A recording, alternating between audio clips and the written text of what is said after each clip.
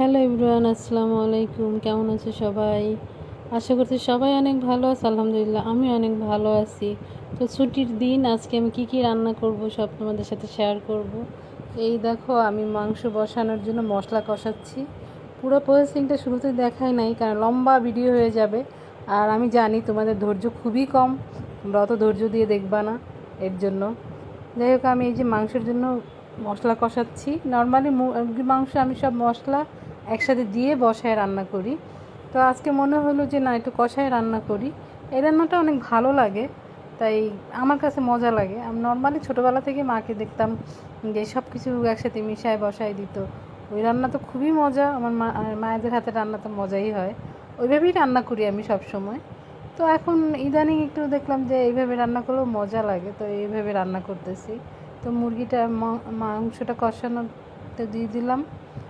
প্রথম মশলাটা খুব ভালো করে কষাই নিচ্ছি, 2বার কষাইছি। এবার মাংসটা বসাই দিচ্ছি। আমি কোনো পানি দিব না, মাংসের থেকে যে পানিটা বের হবে এটা দিয়ে আমি এটা কষাবো। সুন্দর করে নাড়াচাড়ায় নিলাম। ছুটির দিনে আজকে আমি ঘুমের থেকে উঠছি 1:30 বাজে, সরি 1:45 বাজে। তো 1:45 বাজে উঠে তাড়াতাড়ি করে মুখ টুক ধুয়ে কি রান্না করব। তো ছুটির দিন সবাই একটু ভালো মন্দ রান্না করে বাসায়, তো আমিও তার ব্যতিক্রম না। তো আমিও এই যে মুরগি রান্না করতেছি, আর একটু চিংড়ি মাছ ভুনা করব। এই যে দেখো পানি বেরোচ্ছে, দেখছো? মাংসের পানি দিয়ে মাংসটা কষায় রান্না করলে অনেক মজা লাগে।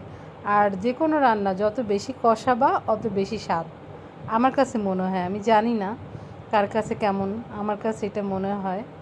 যাই হোক, মুরগির পানি দিয়ে সুন্দর করে কষানোর পরে যে পানি বেরোচ্ছে, দেখতেছো? পানিটা বেরোয় আসলে তারপরে পানি দিয়ে দিব। এটা কষানো হয়ে গেলে, এই দেখো কষানো হয়ে গেছে, আমি পানি দিয়ে দিচ্ছি। এখন এটা হয়ে যাবে। বেশি পানি করবো না, কারণ আমরা একটু ঝোল ঝোল রাখতে চাই। আর করবো হচ্ছে চিংড়ি মাছ ভুনা।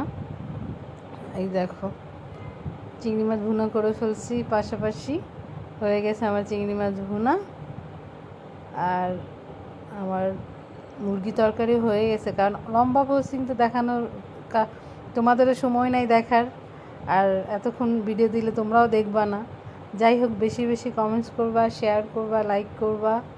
অবশ্যই সবাই ভালো থাকবা। আর সবার দাওয়াত রইল আমার বাসায়। আল্লাহ হাফেজ। এই দেখো কি সুন্দর একটা ভিউ আমার রান্নাঘরের সোজাসুজি।